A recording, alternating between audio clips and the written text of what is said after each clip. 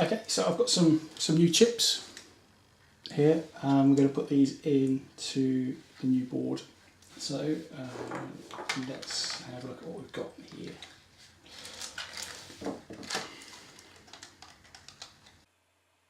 We'll skip through the boring bits as this is covered in another video, but I do have Hackett, Symboss, Rodos and Parados.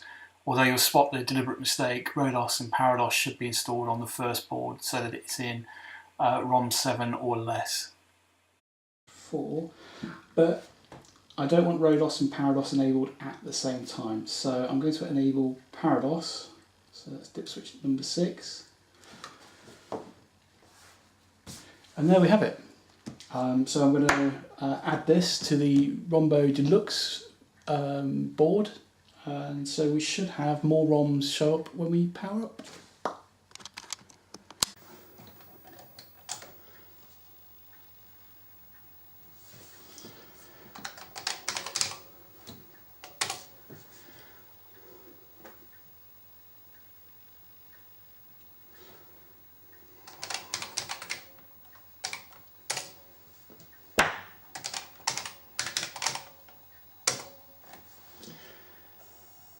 Now I've got the two ROMBO Redux boards connected together in the daisy chain, it's time to power on the CPC.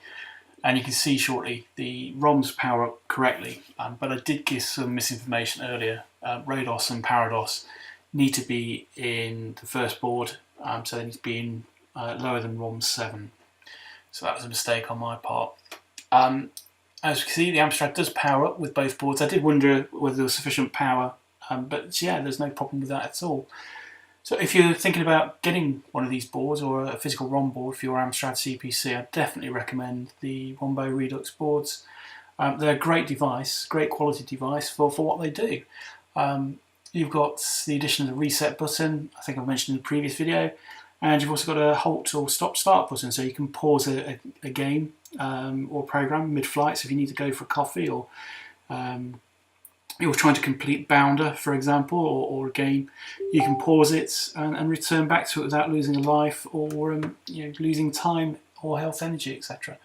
So yes, thank you very much. Thanks for listening, and I'll see you again next time.